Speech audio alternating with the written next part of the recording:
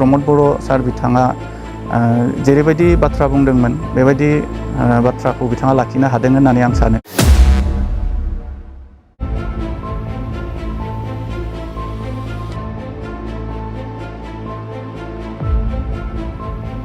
बे टेट आनजादाव थाइसेबो रां होआब्लासिनो आं बुंदों जे लिगेलियै बिथांमोना बेखौ खुंनानै माने साख्रिखौ थिसनथाइखौ होनो हादों बिथांमोना।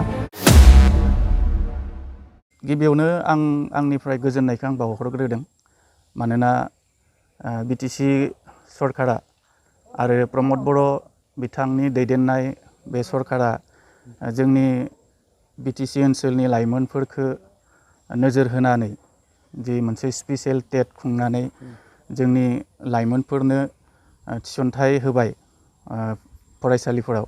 आं बेनि थाखाय बिथांनो आं गिबियावनो साबायखरखौ बावहरग्रोदों आरो लोगोसेनो बिथांनि जेसेबांखिनि मावफुं सोद्रोमाफोर दङ, MCLAफोर दङ, गासैनिसिमबो आङो आंनिफ्राय साबायखरखौ बावहरग्रोदों। दा थांनाय 2023 मायथाइयाव जाफुंनाय टेट आनजाद बिटिसिनि एबा 6 सिडुलनि, दा बेयावहाय आंनिबो मिसेस मुस्रिमा सन्जिता बसुमतारी बिथाङा सायख'जादोंमोन, उथ्रिसार जानो हादों आरो बे लेखायै मेरिट बेसिसाव जेरैबायदि सायख'दों दा बेबायदिनो थांनाय आगस्ट दाननि 22 खालार खालि एपइन्टमेन्ट लेटारखौ मोननो हादों आरो एपइन्टमेन्ट लेटारखौ मोननो हानानै जइनबो खालामबाय। दा गोजोननाय मोनदों, मानोना दिनै प्रमद बर' सार बिथाङा जेरैबायदि बाथ्रा बुंदोंमोन बेबायदि बाथ्राखौ बिथाङा लाखिनो हादों होननानै आं सानो।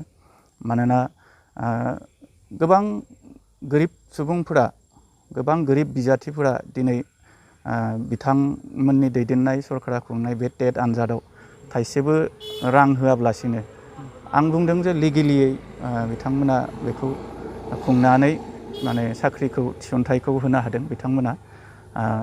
दिनै बिथाङा आरो बिथांनि जि सरकारा गोबां गोरिब न'खरफोरनि बे लाइमोनफोरनो गंफा गंफा उखुम होनो हादों, जाय उखुमाव थानानै गावनि न'खरखौ, गावनि बिमा बिफाखौ दैदेनलांनो हागोन आरो थांना थानायनि मोनसे सहाय बिथाङा होदों। आं बेनि थाखाय बिथांनिसिम साबायखरखौ बावहरदों। आरोबाव फैबाय थानाय समाव जोंनि बर' मिडियामनि गोबां फरायसालिफोराव लांदां जानानै थानाय मासिफोर दङ। गोदान गोदान जायफोर रिटायारमेन्ट लानाय फोरोंगिरिफोरनि मासिफोरा लांदां जानानै दङ। बे मासिफोरखौ जाहाथे बिथांमोना आरोबाव नैबेबायदियैनो टेट आनजाद खुंनानै एबा जायफोरा थालांबाय बे थालांनाय बिजाथिफोरखौ आरोबाव थिसनथाइ होनो हाबावो, आं बेखौ मिजिंथिदों आरो बिथांमोना जाहाथे बे हाबाफारिखौ खालामफिनो आं बेखौनो आसा खालामबाय। गोजोन्थों।